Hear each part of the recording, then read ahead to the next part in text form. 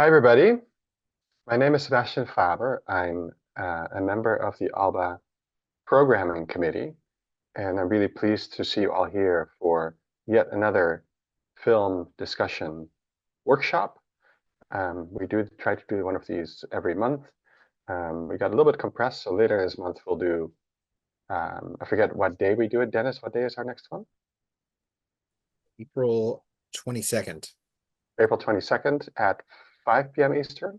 Correct. We'll do For Whom the Bell Tolls, the classic Gary Cooper, Ingrid Bergman film based on Hemingway's novel. But today we're going to talk about Land and Freedom, the 1995 Ken Loach film about the Spanish Civil War. And we're super pleased to have with us today Lisa Berger, who is a Barcelona-based researcher and producer who's written, directed, and produced documentaries on social and historical topics. She was born and raised in New York, holds a master's in media studies from the New School, and a BA with a concentration in women's studies from Hampshire College. She has done a bunch of work as an archival researcher and archival producer on contemporary documentary films, including a couple about the Spanish Civil War and Spanish history in general. She produced and co-directed All Our Lives on women in the anarchist movement, which, as she explains in the movie we saw before this, sort of got her on Ken Loach's radar. And for the Land and Freedom, between like in the early 90s, between really 91 and when the movie came out in 95, and during the shoot, she was crowd coordinator, she helped casting, she was archival researcher, and was an important part of the film production. So we're really privileged to have her here to talk a little bit also about what it was like on the set and how things worked. The plan for today is I'm going to do a quick kind of framing of the film, and then I'm going to have a short Q&A with Lisa. And then we'll put you in groups to discuss a couple of things. We'll report back, and then we'll finish up with a Q&A from you all. So that's kind of the plan. So Land of Freedom came out in 1995. Ken Loach was already then an important award-winning British filmmaker, known for his movies about working class folk and their daily struggles. Ken Loach is part of a family of progressively committed filmmakers who are not afraid to include clear messages in their films. He still does that. I remember one of his most recent films is I, Daniel Blake, which is like a scathing overview into the abuses of the UK healthcare system, for example. So Ken Loach had always wanted to make a movie about the Spanish War. He finally got around to it in the mid-1990s. It's a very important film. It won a big prize at the Cannes Film Festival. It had a lot of exposure in Spain and elsewhere in the world. It's also a very controversial film because it tells a story. The storyline is not one that everybody agrees with, even among the left, because, as you know, it takes its inspiration from the episode that's central to George Orwell's Homage to Catalonia, which focuses on the internal conflict within the Republican camp between, on the one hand, the central Spanish government, with the support of the Spanish Communist Party, and on the other hand, the anarchist unions and the Pumistas, which were non-Stalinist communists. It's interesting, the movie, for all kinds of reasons. One, to me, it's made about Spain by somebody who's not from Spain, but with plenty of Spanish actors. And the other thing that's interesting about it is that, as Lisa explains in her introduction film, it was shot in an unusual way in several aspects. So for one, the movie was shot chronologically, and that never happens, right? So that the actors lived the story as it's being told in the movie day by day, and they did not get the script until the day itself. The second is that the actors were given a lot of room to improvise, And the third is that the cast included both professional actors and non-professional actors. So, Lisa, maybe as a first question for you, as somebody in charge of casting, um, what did you look for in the non-professional actors to suggest them to Ken as fit for a role? Hi, everybody. Well, the main thing was depending on what the role they were supposed to be playing, I was looking for mostly their political awareness. So even for some roles, I think I explained in the video, I had to look for the people in the collectivization scene. Some of them had to have a more sophisticated political analysis, and others just be regular farmers. So it depended on the scene. But most of the people that I had to cast were had to be at least historically or politically active. And what was the idea behind that? That they could speak spontaneously from their heart without a script. And so, depending on how things went, because you had to be able to react to what was going on. So, for example, I did a casting session in Vinaros and met somebody who had done his thesis about why the republic had been lost due to the communist. And so Ken Loach met him and said, "Okay, I want you to be in this scene, in the funeral scene, so that if I need you to, you can make a speech that day." And he said, "Okay, I'm happy to do that." And so then the production team thought, "Why do we have to pay for this guy's lodging? That's not usually done with extras." So we did away with the term extra. That's not the term they use because they're not extra. They're very essential. And he was an important part of that scene. He had to be ready to just speak about what it meant that Blanca, the protagonist, had died, been killed. Was there a way then that some of the non-professional actors were more politically informed than the professional actors, than say Ian Hart Oh yes, or totally. Rosana Pastor?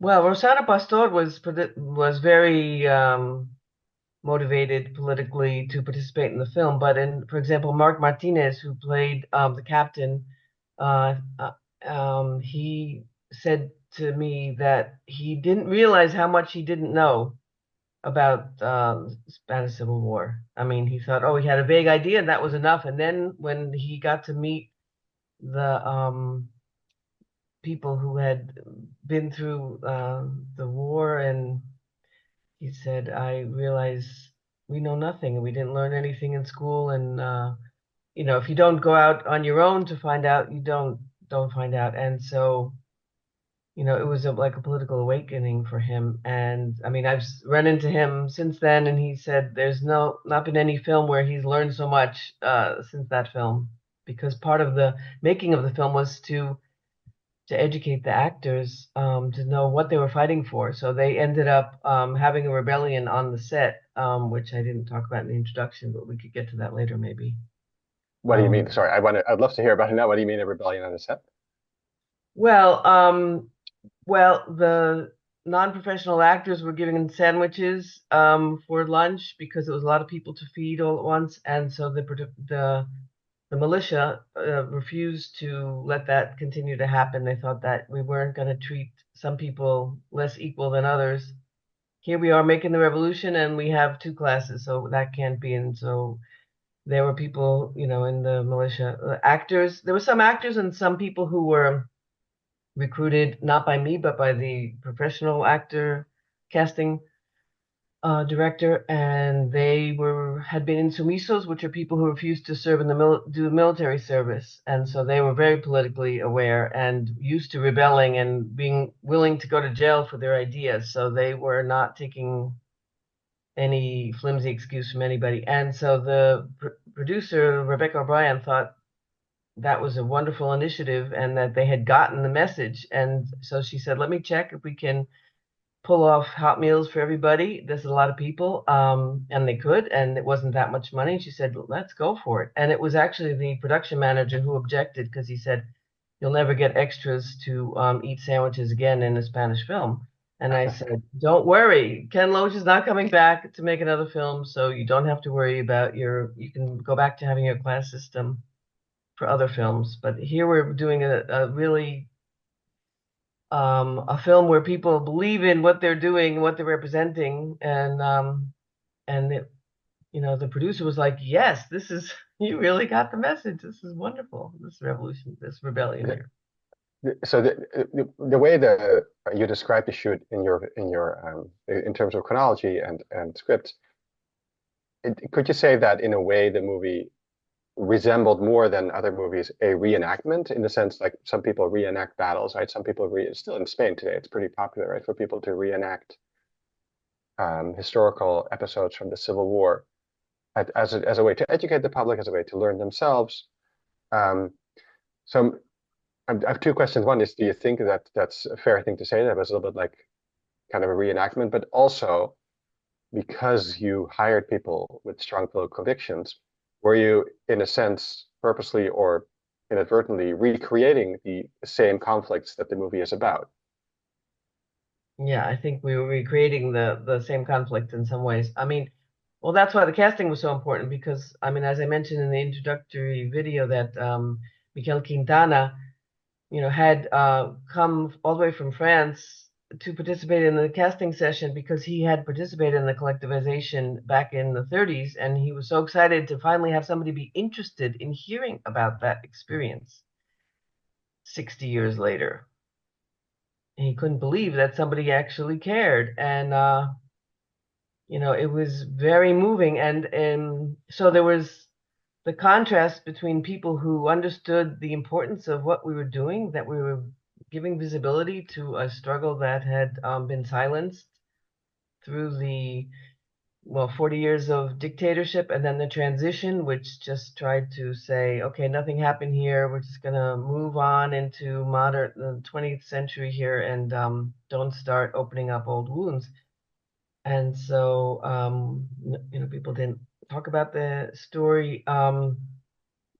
So, I mean, in fact, I remember the first AD when Miguel Quintana was getting ready to leave, he said they were going to pay him the check, and he said, "I don't know what to do with this check. I have to go back to France." And that was when the first AD realized who this person was, that he'd come all the way from France to be in this film. They just said, "Oh, get this guy moving over here." I mean, there was just, a number to be moved from blocking, in a professional movie set, you put somebody in an X and you say, okay, now cue and action. And this was somebody who was finally getting his voice after 60 years. And so it was, we had a great time in the evenings talking at the Mirambel place where it's like a hostel where we stayed. It was like not a hotel. It was a kind of funky hostel. It's still there in Mirambel.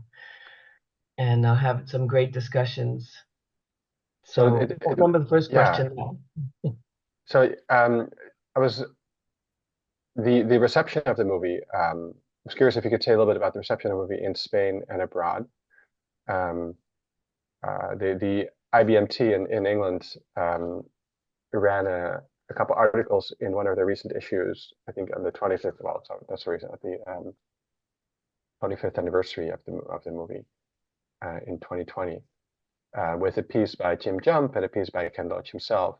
And they rescued a review from the 90s from a British brigadista,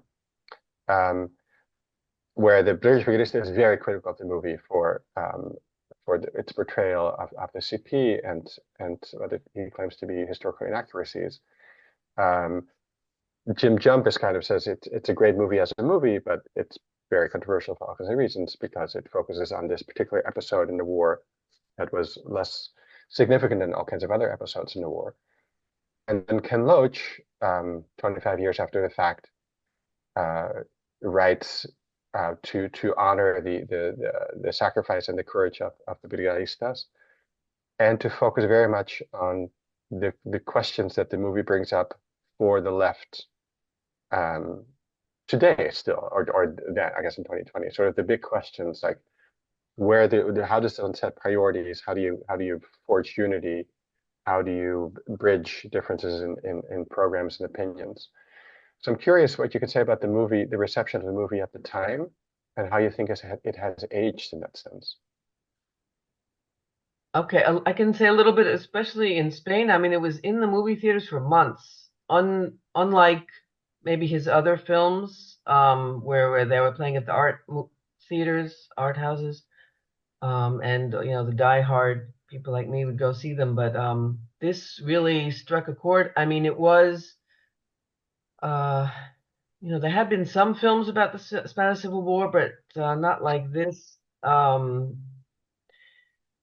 In terms of talking about this conflict.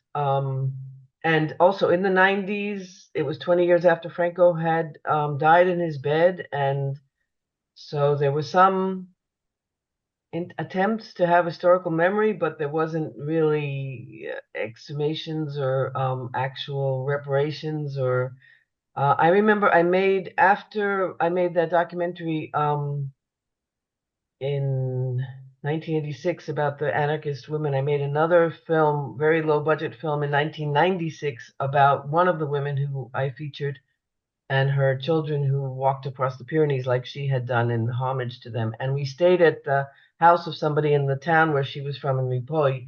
And the people we were staying with, who were her neighbors back when she lived there many years ago, did not want to be in the film. They were afraid of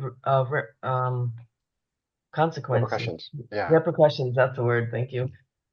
In the night, that was 96. And Right. so it's so ingrained that you just don't speak because you don't know who is going to inform on you, and you have to live with your neighbors, and so better not to say anything. And I mean, since then there have been other films like The Silence, Broken Silence. silence. Hmm? Broken silence? You mean Silencio Roto? Broken silence? Oh, that's a No. good one too. No, but I meant the one by Almudena Carracedo and Robert Bahar. The silence of others. Right. Yes, The Sounds of Others, right. So that talked about literally people being silent Right. until they were able to identify the graves where their father had been shot in the head and Right. things like that. So it had an impact. And then Vicente Aranda, who's a filmmaker, a Spanish filmmaker, he felt resentful that had to be a foreigner had to come and tell the world our story. And so he had to go make his film that he had been thinking about. But I wanted to correct slightly one point that you said, that he got around to making this film. It was a question of funding, that he couldn't get funding. He had this idea 20 years before, and it's hard to raise funding even for him for such a Yeah. project. And he had to reduce his expectations about the kind of scenes. I mean, doing a battle scene is very expensive, so we had to use a lot of imagination to how to tell a story about a war without Right. a big budget. So I think it was pretty significant in Spain and in France, where it had a big impact. The Spanish Civil War. There was a lot of refugees who went to Spain and continued to live in Spain. I mean, Duluth is like little Spain, the little republic. Yeah. So I want to move toward putting people in groups to talk a little bit about it. And I think it makes maybe most sense to focus on that collectivization scene, which is kind of central to the film. You worked a lot on that. It's one that many of us often use in our classes as well. And I'll just play like a minute or two from it to refresh people's memories. And I think I would love for the groups to talk about three things. The first one is the question that Lisa poses as kind of a challenge in her intro film, which is only two people in this scene had scripts. Who are the two characters that are working from a script? The second question is, given now what we know about how the movie was shot in terms of non-professional actors, filming it in sequence, and with lots of room for improvisation, what does that do you notice that as a viewer? Do you notice it's filmed differently? Does it come across differently? Does it have a different feel of authenticity? Does it feel awkward in a way? Like, how's your experience shaped, if it is, by the way that we now know it was shot? And the third question is, goes kind of to the heart of what the movie is about. Like on the one hand, it's about an historical episode, and we can dispute to what extent it is or is not um, accurate or important enough to be a focus on the whole movie. But it's also, as Ken Loach says in this piece in the IBMT magazine, it's about the struggle, sort of the eternal questions that the left faces when it comes to setting an agenda, implementing a program, working in phases or not, be maximalist or minimalist. And so the third question that I would pose is, to what extent does this attempt at historical reconstruction of a real debate as they happened, as people conquered or reconquered towns and lands, to what extent does it still reflect, does it contain lessons for us to think about, or things that we should continue to think about today on the left? So I'll play a brief clip. I'll share my screen here for a second to play just a little bit of this debate for everybody. Let's see. It should have some sound as well as on subtitles.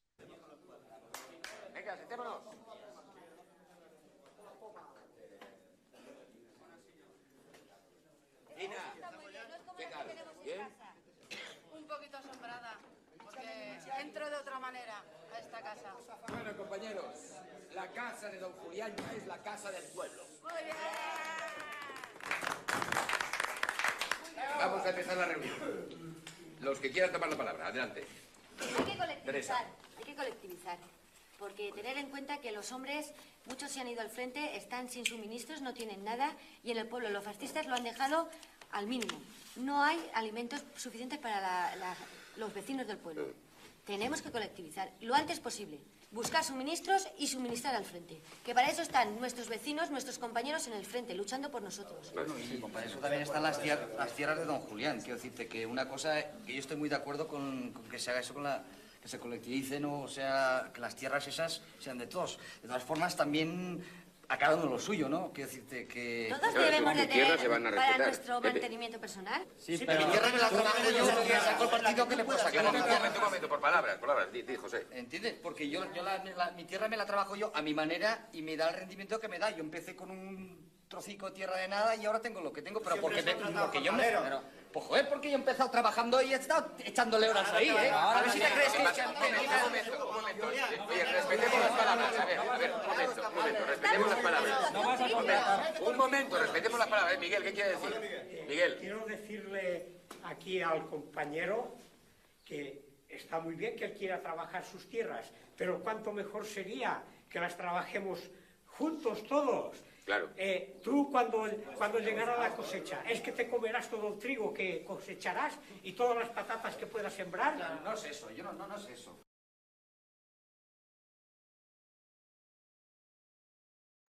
This should be good for everybody to get the sense, right, of this. So the three questions are who are the two characters in this entire scene that work off a script? Do we know? How do we notice? Does the way that we now know the movie was shot impact or shape the way that we experience it in a scene like this? And the third one, to what extent is this a debate, a kind of a historical episode that contains still important questions for us to consider today? So Dennis, we have 75 people.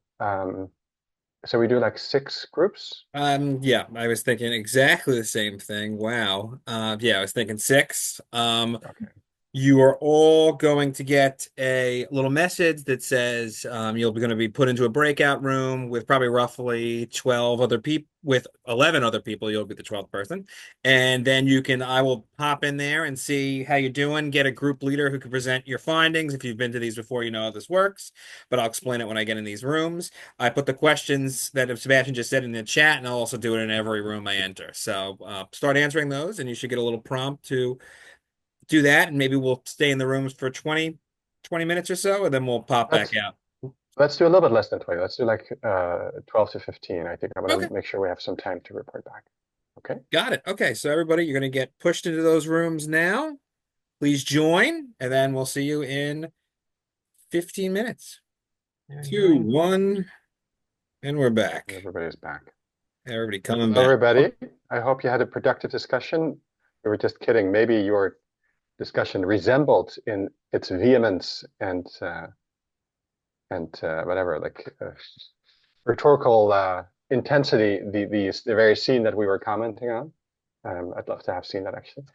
We're super curious to hear what you came up with. So the 3 questions we sent you in the rooms with were, who are the 2 people working off a script?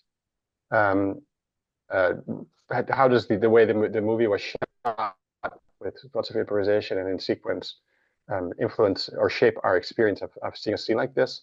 And the 3rd one is, to what extent does a scene like this still bring up questions that are relevant today? But if anything else came up, feel free to share that too. I think Dennis helped you pick spokespeople for each group. So who's the spokesperson to report back first for group 1? Group 1, Chris Newdorf. You're getting a request now to unmute. You can unmute yourself and you can tell us what your group describes. We want to do it one question at a time or do full report? Just a full report is fine. Okay, full report. Questions 1, 2, 3. I'll do my best to address them. To be honest, I think we'd rather skip question 2. Hi everyone, I'm new, and I foolishly volunteered to give a summary. So with the first question, we concluded that the 2 with the script were probably our American character and French character, because those 2 gave the most robust and broad arguments for and against collectivization, which sort of ground the entire argument. And I think one of our members also might have mentioned that in the behind the scenes, you could see one of the 2 reading the scripts with Director Loach, which would be a bit of a hint. So that was our conclusion for the first question. We didn't really discuss the second question, in all honesty, and the room did at one point slightly resemble the discussion that we see in the film, because instead we got into a conversation about the ideological bent of the film. And we all concluded that as a film, we love it, but there was a very strong sense that the film, despite on its surface representing a fairly even-handed argument over collectivization, to a certain extent takes the ideological preference towards the more anarchist side, which of course makes sense. It's as one of our speakers pointed out, it's drawn from homage to Catalonia, which has a very deeply anti-Comintern, anti-Stalinist perspective. We noted how some of the clothing on the uniform of our officer who is making the final arrest in the film, who happens to be the American we see in the discussion. Some of it resembles the Abraham Lincoln Brigade and how members of the Lincoln Brigade protested the implication of the movie. And we discussed contrastly how the film perhaps oversimplifies the collectivization process, and in avoiding that nuance, avoid some of the more difficult conversations. And this became in part a conversation about how the left is reacting now, about how some elements of left or progressive movements are rejecting working class people, who in this film we see as being educated in politics and becoming members of that movement, and how important it is to take that as inspiration going forward. And we had some interesting conversations about the actual roles of the anarchists and the POUM. As the discussion continued, I suspect it would have been about whether or not the anarchist or the POUM, as militia members of the army, whether or not they were actually contributing to the war effort or perhaps undermining it unintentionally. We all concluded the notion that they were Trotskyist was really just Comintern propaganda and a bit ridiculous. But we did note that some surviving members of the Abraham Lincoln Brigade, even 30, 40 years later, still actually believe that, which is interesting. And I think that's kind of the broad thrust of it. So it's really more about the ideological stance of the film, which I think is relevant to question 3. I certainly hope so, because that was the majority of the conversation. Absolutely. Thank you, Chris. That sounds like you had a really productive discussion. So the question about who has the scripts, maybe we should leave that till the very end, until every group has to be able to weigh in. Lisa, do you have anything to respond to the other things that Chris brings up briefly? Otherwise, we can go to group 2. Let's go to group 2. Okay. Group 2. Thank you, Chris. Group 2, we have John Morgan. John, you're being asked to unmute right now. If you'd like to, you can. We can hear what Group 2 had to say. Firstly, hello everyone from Dublin. This sounds like the Eurovision, but I guess a lot of Americans won't know what the Eurovision Song Contest is. But here's the votes from the Dublin jury. In terms of the script, we felt that the two characters most likely to be scripted were Jean, the American, and Jose, who was anti-collectivization, although there was a vote for the person who led or convened the meeting. On the improvisation piece, certainly people were of the view that the film, as a result, was very authentic and grounded. Actually, one person had said that they didn't know until recently the fact that it was improvised. There was a view that in many ways it was so very typical of meetings of the left. That's the collectivization scene. That the nature of the film really allowed understanding of the political differences at the time. We also went back to that discussion on the focus of the film, on the sectarianism piece versus a broader focused film. One person had a view that it wasn't as anti-communist as Orwell's book. And just to end on this, we were very honoured that in our group it included a relative who died at Belchite. So that was very moving. In terms of question 3, the view was we're still living with the consequences for the left of losing the war. Certainly up to modern day, the progressive left is still divided in Spain and elsewhere in the face of a rising right. So it speaks to us as much now as it did back in 1995. Thank you, John. What an amazing job you did summarizing such huge topics. Lisa, I'm going to go to group 3 first, or you want to have? Let's do all the groups. That sounds good. Group 3. Group 3, we have Yitzhak Kareem. Yitzhak, I'm asking on mute now. You can do so if you'd like. Here we go. Yeah. Can you hear me? Yep, loud and clear. Okay. I think in the momentum of our group, it was more like anarchists. Okay. We didn't really understand why it was so important for Lisa for us to judge if the people were actors or really ideologically founded. Okay. But we talked about collectivization, and I think here the communists actually got the bad rap for being collectivization. There are some interesting opinions as if because it was made from a British stance, that it was actually sort of like colonialist, and the fact that it was scripted, it wasn't so natural. But I think the overall feeling was the film didn't accentuate enough the whole problem between the anarchists and the communists, and that's the novel point of the presentation, and having to deal with whether they're real actors or not, I don't think it was so important. And then in the end, we talked about the problems of the left today, how the left is divided wherever, sometimes lost, even how the left is divided in terms of Ukraine, and the communists get drowned out in the whole discussion, except that in the World War II scenario, they were leaders, they helped organize to a certain point. Whereas I talked about in the Balkans how they really advanced the collectivization, and here they thwarted it, and Putin and the anarchists in Barcelona furthered it. I mean, I think personally it's a good film and it's very important, but the feeling was that the film didn't really accentuate what the Spanish society underwent. Right. I see your point, right? Also because it's a relatively narrow focus. On the other hand, you're going to ask how much can you expect of a 1.5-hour movie to cover all that, but it's a good point though. Thank you, Yitzhak. Who's in group 4? Are we now? Is that right, Dennis? That's correct. Kathy Cook. Hi, everyone. Yeah, so wow, I don't have as much to say as all the other people, but we guessed that maybe the two people who had the scripts were the man who who had his own plot of land and, made the argument for, I want my own plot and I want to farm my land and you can't have a potato from my land, that guy. And maybe the guy also who started the meeting, but we really weren't sure. I mean, we couldn't tell.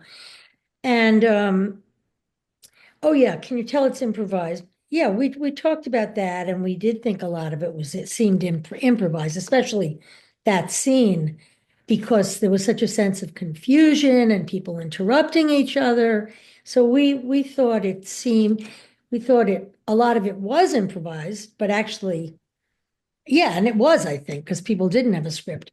But they might have like seen something before they did the scene. I don't know. And then the third question, oh yeah, well, we definitely thought that this movie does reflect, give us lessons today to think about how the left is split, it's never together. I mean, even our major political parties in this country, which are not left, neither of them, but even they're split. I mean, they can't, it's just, but definitely the left, I think that it still exists because there's different positions like the film showed. And like someone in my group and myself also, I mean, I grew up in New York. My grandmother was like, I think she was a Trotskyite, and her husband, my grandfather, was another kind of lefty, and they just fought like cat and dogs all the time. I mean, that was very typical in real life, as in this film. We didn't, yeah, I mean, we didn't really get into, I don't know, criticizing the choices Loach made. I mean, it's his film and he can do he can make the film he wants. That's my feeling in any case. So anyway, that's all I have to say. Thank you. Thank you, Kathy. Good job. Group 5. Group 5. All right, I'm gonna call on like an audible. I'm gonna call on Peter Stansky, friend of Alba, Peter Stansky, if you'd like to answer what we've discussed in your group. No, I specifically said I couldn't. I can't really Oh, I think Jim and the one from Barcelona, I think were the major speakers. I raised the question about the sort of Johnny One Note, because Sebastian knows. After all, Homage Catalone has nothing to do with the village, and so the Homage to Catalonia aspects of the movie, I thought maybe there could have been more discussion of that. But as clear, I mean, the antagonism between the anarchists and the POUM and the CNT and so forth, the question of the role of the communists. Well, I can't really sort of sum up. I have some other member of the group, Jim, and it seemed to me might be able to provide more substance of what we talked about. okay. Thank you, Peter. I'm gonna switch over to Jim. Jim, if you can give us as a brief summary of what you may have discussed. Well, we were getting warmed up, frankly, because 12 to 15 minutes is not enough to talk about such an important subject like this. Mm-hmm. It would be unfair for me to characterize, because a number of us, some people were Spanish. Mm-hmm. I have family. I grew up in a Spanish family, so I think we sort of initially focused in on that and talked about that and how different. And I've always found that different when you talk about that with Americans in terms of how you approach it, because people, I believe, were expressing how this movie impacted on them as young people and how it influenced them. I certainly found it impressive to me personally. I also think that one person was talking about how the movie basically one person started launching into discussions of the Spanish Civil War in general, which of course is appropriate. And so it was in terms of the issue of improvisation. I don't really think we really got into that. I think all of us felt like the improvisation was going on, but I don't think we really focused in on it. And the question of it as a lesson to the left, I guess, the question becomes how do you view this battle, which has gone on ever since the Civil War, about what happened in the rear areas in Catalonia? Did it affect the war effort or not? Was it negative or not? And that's been fought about ever since 1937. So, but we were just getting warmed up. Frankly, we could use another 30 to 45 minutes at least to get warmed up. So 15 minutes, guys, not enough. All right. No taken, Jim. Thank you. Group. I think if we have a half hour, we can resolve a debate that's been going on for 80 years easy. It should be fine. Group 6. Group 6, Peter Cutter. Please tell us what your group was discussing. You should be able to unmute now. Yeah, first of all, it's Kuttner. Kuttner, so I apologize. Kuttner. And we didn't address the questions until Dennis came in to the room and told us we had a couple of minutes left. We were talking about where we came from, what we knew about the war, and interestingly found out that we had a room full of filmmakers and writers. And one of us, Jerry in particular, has a family member who was thrown out of fascist Italy and made films, a number of films, Jerry said, about the Civil War.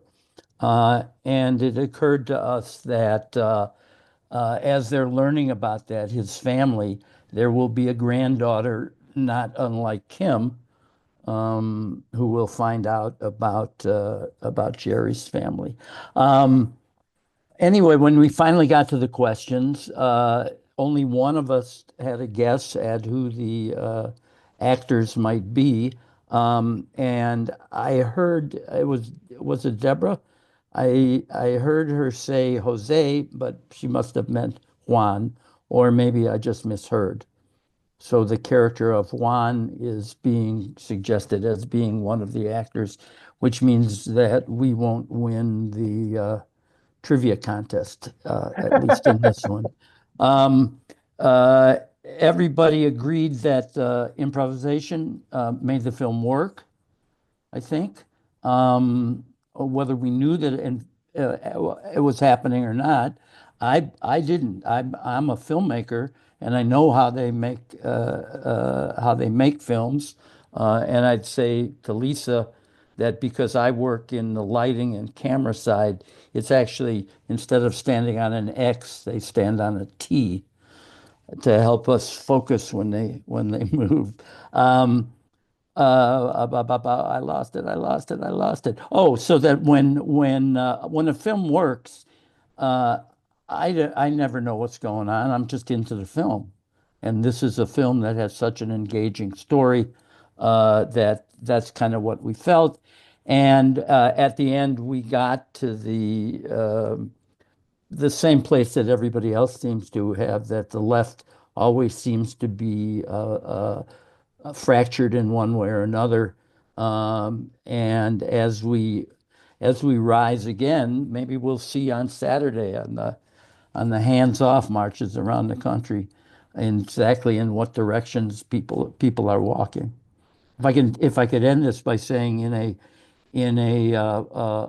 May Day rally in Chicago some years ago, I found myself following black-shirted members, and I said, "Oh, I'm in trouble here. We may break something." And it turned out they were just bros wearing Chicago Blackhawks hockey jerseys. Anyway, that's it. Thank you, Peter. This is great. Thank you all for summarizing your discussions. And it's true that, I mean, we should really reserve much more time for these discussions, but then the whole event would become much longer also. So the question about, like, could we tell which two actors were working off a script and which were not, is a way to think about the question of how it's set up. But I am curious, Lisa, who were they? Okay, well, Kathy Cook won in her group. So that is the the man who wanted to work his own land, who was Pep Molina, but I think his character was Jose. I don't remember now. But yes, he was so that he could contrast everybody who said anything about you know, idealistic visions, and he was just like, but what am I going to do tomorrow? This is my life. This is what I'm used to. This is what I know. Don't take that away from me. Everything is changing around me. And of course, the person who coordinated the meeting was the mayor, Jordi Daudet. So if you live in Spain, you know Spanish film. He was a very famous actor, or Catalan actor. He died soon after that, but he was he did an amazing job in the rest of the film and all the other films he's been in. So that was a giveaway. If you're from Spain, you know he's the professional actor. But yeah, I think that the idea was that how do you do something that's improvised with so many people? I really loved the first group, who you guessed that it was the French guy and the American or British, I don't remember now what you said, because and somebody was looking at the script. So Iciar Boyen was translating for the American guy. He really didn't speak Spanish, so she was really translating for him, and she didn't have the script. Nobody had the script, I swear, in that scene. I mean, I think they were just told what was going to be happening. So Lisa, the curiosity, you said in your film it took like a day and a half to shoot the Yeah. scene. So is that what we see? Is it a montage of things that happened over a day and a half's time? Yeah. So there was a lot of false starts and things that didn't work, or Yeah, false starts. I wouldn't call it that, but yeah, trying to get to the essence of, I mean, Miguel, as you saw, the 72-year-old, he was the main point there, and he said it all. After that, you didn't need to say much more. But a lot of people felt they had something more important to say, so it was hard for him to get his word in for a while. Yeah, there was a lot of talking over people, blocking faces and stuff. Actually, I wasn't in the room because nobody could be in the room. Even the sound recordist and his assistant were outside the room, behind the door, because you can't distract people.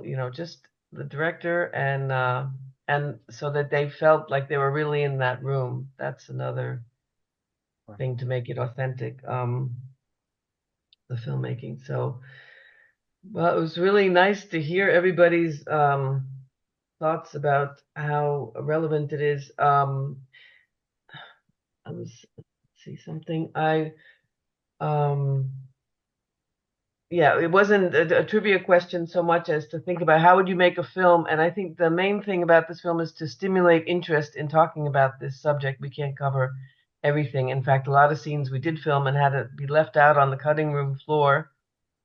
And one of them was featuring somebody who was a teacher during the Spanish Civil War, and he went to exile in Mexico, and he came back, and he was in that scene, and I was heartbroken that his scene was cut out because Severino Campos. So every scene took a lot of effort to make, but I think you can't learn everything about history with a film, but I think it did stimulate people to realize they didn't know, and it was important to learn more and maybe ask questions that they didn't even know they could ask. In society, it wasn't even accepted. Right. Kathy has a quick question. Kathy, go ahead. Yes, I do. Thank you.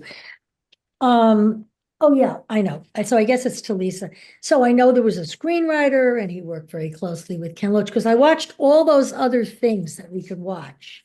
Oh. Yeah, all those What's other the making of the BBC making of, and then Bienvenido, Mr. Loach, yeah. Mr. Loach, yeah.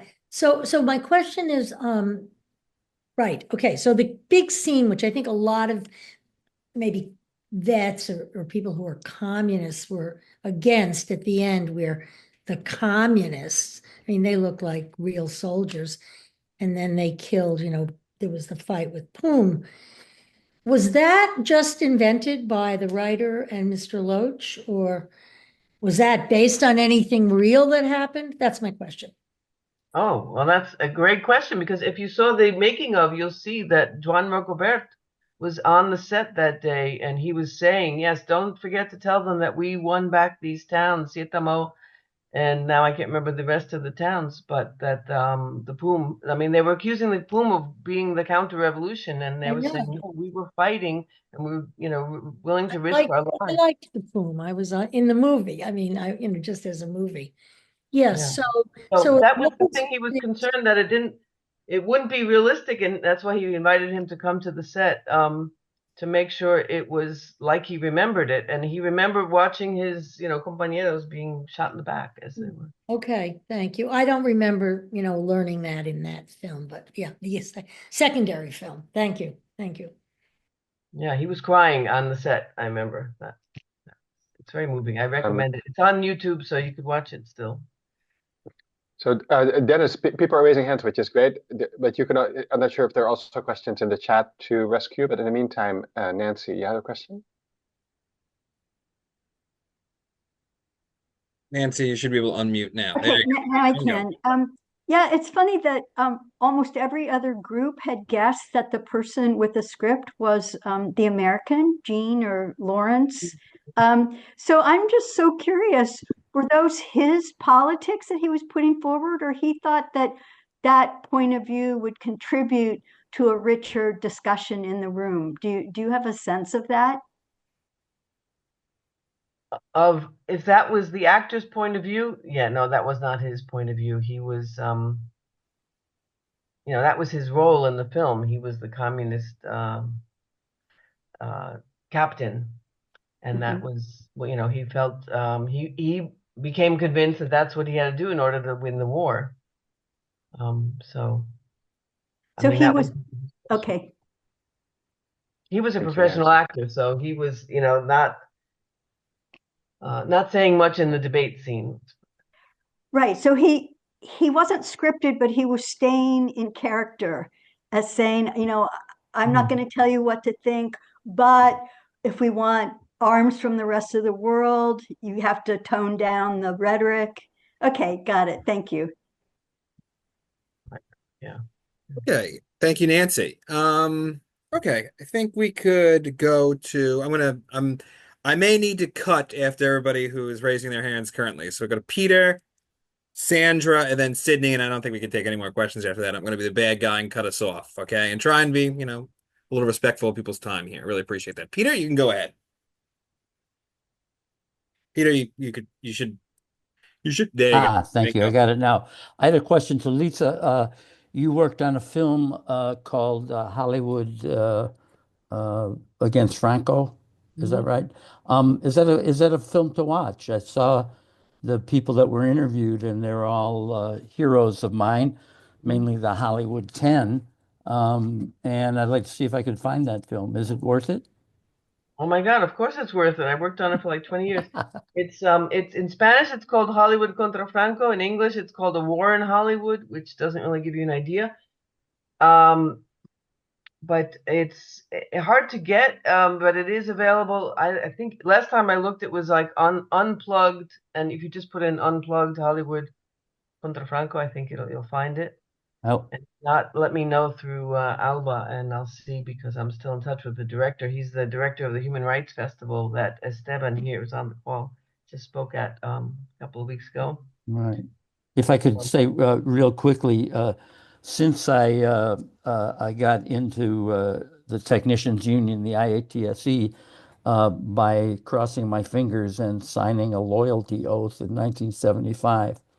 Have you ever written with your fingers crossed? It's difficult. But I've been sort of obsessed with the blacklist because of my background. And if it were to ever come back, I'd be on the list of people they'd call. And I wonder, just like I wonder if I would have made the call and gone to Spain, I also wonder if I'd have what I'd have, how I would react when I was called by HUAC or something like that. Anyway, You'll have to see the film. thanks everybody for your time. It features Alba Bessie, who was the he was in the brigades, and he made films. So. And he may have stayed in the party the longest of all of them. Thank you, Peter. Sandra, go ahead. Yeah, thank you. I'm so grateful for all this session. Okay, I'm from Barcelona. I was 21, that movie, and I'm looking at you, Lisa. I saw the preview today. It was the first time I knew that that was improvised. I always felt that that was something real, that scene, but I never knew it. So all this is new for me, but that movie together with meeting the international brigadiers, opened everything. And now I have created a nonprofit devoted to trauma, okay, collective trauma. My question is this. With that scene, which for me, after I can imagine, was it a catharsis? How were the spaces held? If something, I understand that it was 30 years ago. I understand that, there was conflict, right? You said in the movie, things were arising, and how were the spaces being cared? Like nowadays, it's been like, okay, let's be trauma informed. In the States, I know that this stream of information is more than in Barcelona and Catalonia. I know that, but I don't know. I just would like to imagine how were these people, processing that, or it was just the opportunity, but that was so emotional. So what was behind? Perhaps you said it, but I'm interested in if it was just. You're talking about the actors who participated in the film, how people dealt with the trauma of participating in that film, or? Yeah, the actors, I can imagine that being like professionals. They were, but they had more capacities, perhaps they were more resourced. But other people, I don't know. Or perhaps it was done the opposite. I don't know. No, it's the opposite.